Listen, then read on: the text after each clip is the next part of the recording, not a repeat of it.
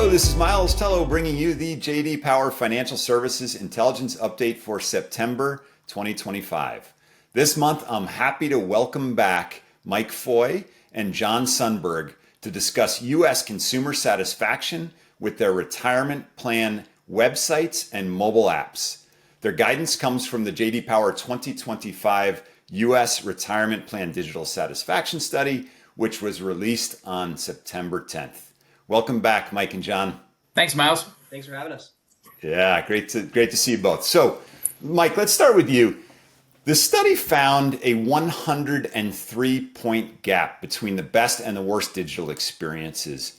Can you tell us what the top two things are that leaders are doing right and the laggards are missing? Sure. So, with this digital study, we're measuring the design, performance, the tools and capabilities, and information and content. So those are really the dimensions of the digital experience that we're asking retirement plan participants to evaluate. And the short answer is that the leaders in the industry are kind of doing everything right. They're leading across all of those metrics. But if we had to single out two areas that they particularly excel in, one of them I would say is around the interactive tools and capabilities that they're providing to plan participants. One of the things that we've seen happen in this industry in recent years is there's been a really big focus on the set it and forget it, empowering the set it and forget it approach, right? So things like automatically enrolling people, automatically escalating contribution levels. And all of that stuff has been really good in terms of driving more savings. But it's also had the effect of removing reasons for engagement, right? So when things are all kind of done for you, you don't necessarily have to engage as much. And so firms need to do a better job of finding good reasons to re-engage plan participants. And having effective tools and capabilities that are helpful for them is certainly one way to do that. And we see the leading brands doing very well in that area. The other area maybe to call out would be around just the mobile channels in general, investing in improving mobile channels as more and more, particularly younger consumers and participants rely increasingly on those channels for interacting with brands. So that would be a couple of areas that I would call out in terms of what the leaders in this space are doing better than the laggards. Got it. Thank you. Maybe let's focus for a moment on Bank of America because they ranked highest in digital satisfaction this year. Is that what they're doing, or are there other strategies and innovations that are setting them apart? Yeah, Bank of America has really invested tremendously as an institution in their digital experience over the last few years, including a major consolidation across lines of business to a unified, integrated mobile app, enabling customers to get more value and provide greater ease of use across the various ways that they potentially interact with that brand. And they've really, been a leader in terms of things like the virtual assistant Erica, some of the financial planning tools they have, like Life Plan, that they've continued to invest in and drive new features for. So those are some of the things that I think we've seen from Bank of America specifically. And a lot of those investments are really paying off in terms of their performance, including in the retirement plan space. Hey, thanks, Mike. John, security increasingly is playing a major role in satisfaction in this space and, frankly, many spaces across our studies. This particular study shows satisfaction jumps by 52 points when users rate security as very effective.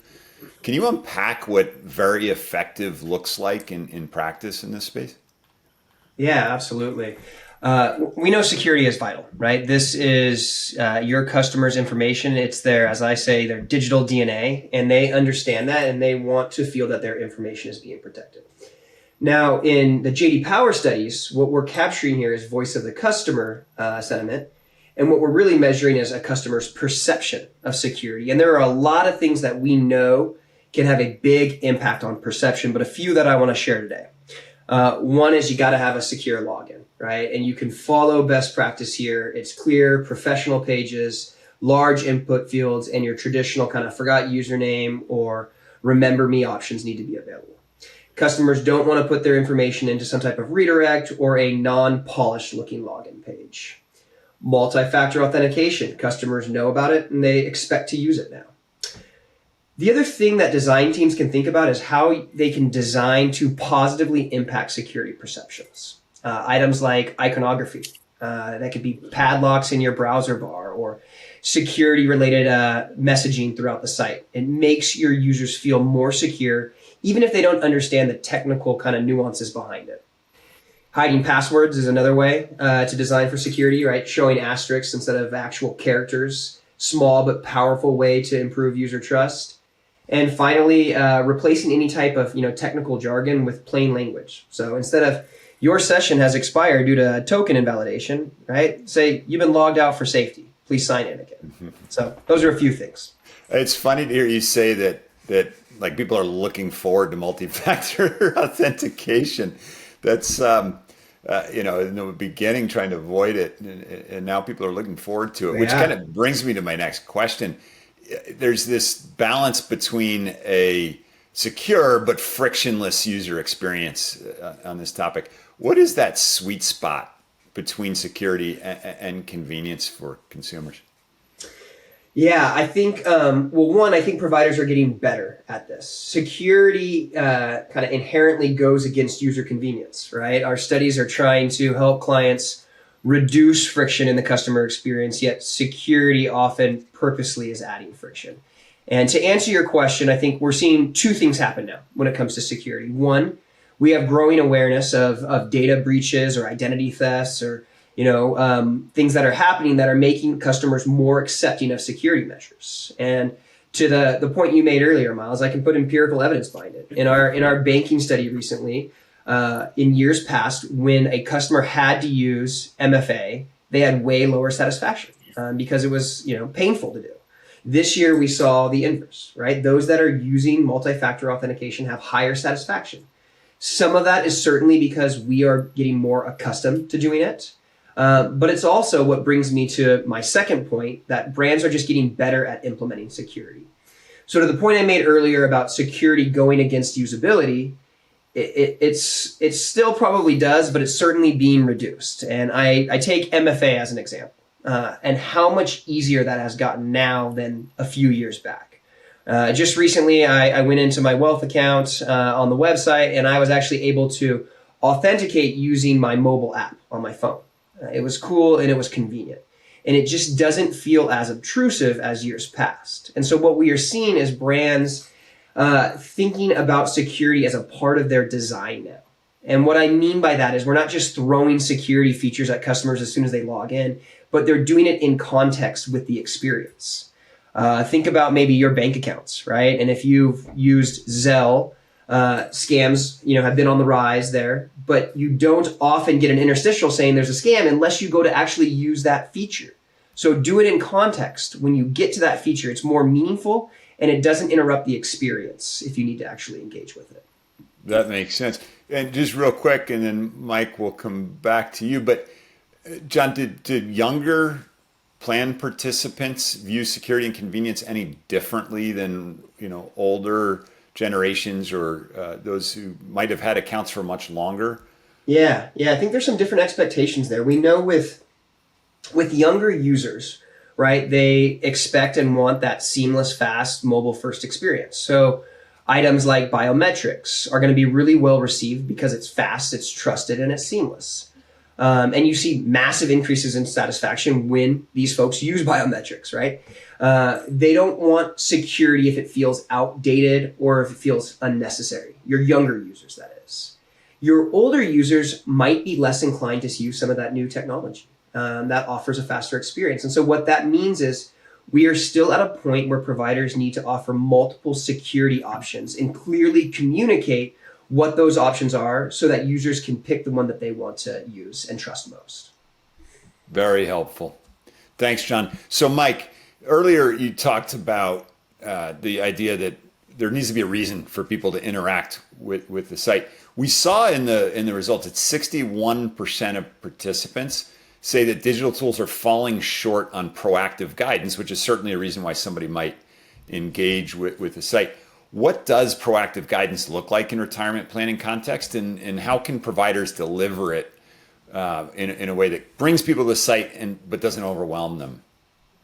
Yeah. So proactive guidance, right, is one of the areas where we see that really nobody has cracked this nut effectively yet. You mentioned, 61% of participants overall say that it falls short, and the number was over 50% even for participants with the leading brands in this space. So this is an industry challenge.